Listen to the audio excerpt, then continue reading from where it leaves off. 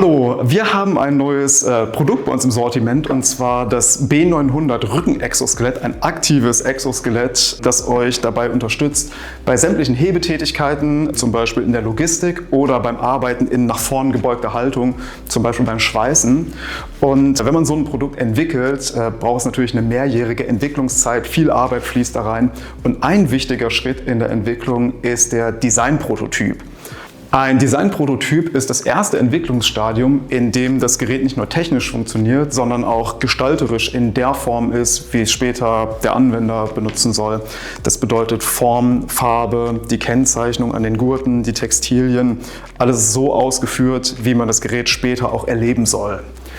Wir gehen deswegen gemeinsam nochmal einen Schritt zurück zu dem Zeitpunkt, wo der Designprototyp zum ersten Mal zusammengebaut wurde. Damals habe ich unseren Designer Björn interviewt. Er hat uns ein bisschen mitgenommen bei seinen Gedankenprozessen zum Designprototypen und deswegen jetzt viel Spaß dabei. Einen Designprototypen zu haben, ist natürlich immer ein wahnsinnig spannender Teil im Prozess, weil man einfach das erste Mal sieht, wie alle Teile insgesamt zusammenkommen. Und das Ganze dann auch in realen Proportionen, mit realen Oberflächen zu sehen, ist eine Sache, die immer wieder wahnsinnig spannend ist und alle fiebern darauf zu. Und ich bin super zufrieden, wie das Design jetzt rausgekommen ist. Wir haben nur noch ganz wenig kleine Teile, die wir noch ändern müssen.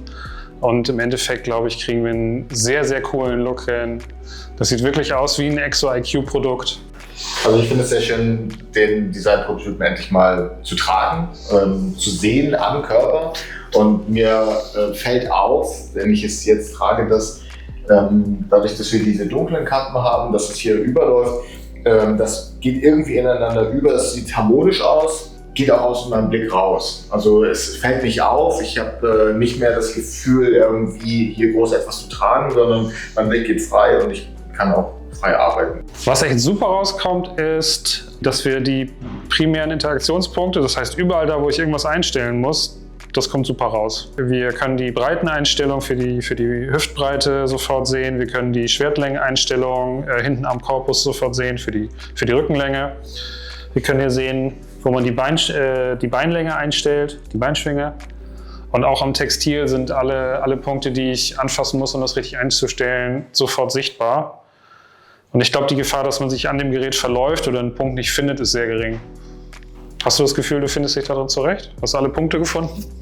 Ja, sofort. Also es ist ja sehr klar mit den Labels hier, wo kann ich eigentlich was machen, wo kann ich was verstellen. Und was ich sehr schön finde, ist, dass wir zwar eine Länge haben, die total variabel ist. Ich könnte auch viel mehr Volumen haben, aber ich ziehe es halt fest zu und es bleibt eben dann auch in Position. Es hängt nichts rum, es flattert nichts rum, es ist alles ganz stromlinienförmig, eng an mir dran.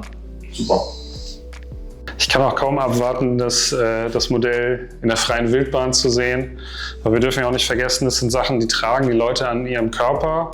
Das heißt, wir machen ein Stück weit ein kleines Stückchen Mode.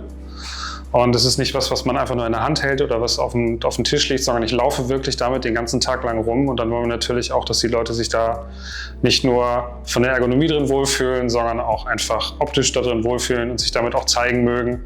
Etwas ist, worauf man stolz sein kann, was man mit Spaß tragen kann.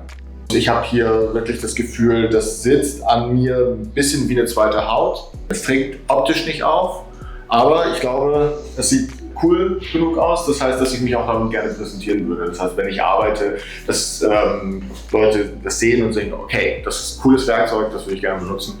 Und ich glaube, das haben wir geschafft. Was auffällt, ist, dass wir auf jeden Fall was hingekriegt haben. Man hat Bock drauf, das anzuziehen.